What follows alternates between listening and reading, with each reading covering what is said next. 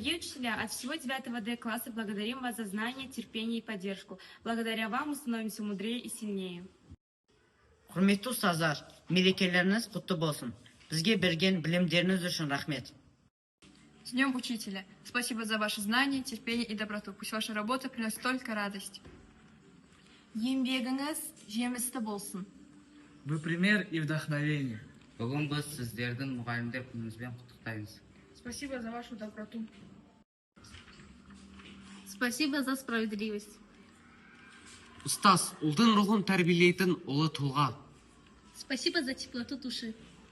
Спасибо за знание. Спасибо за дружескую улыбку. Спасибо за поддержку. Спасибо за ваш бесценный труд. Білім бергендеріңіз үшін рахмет.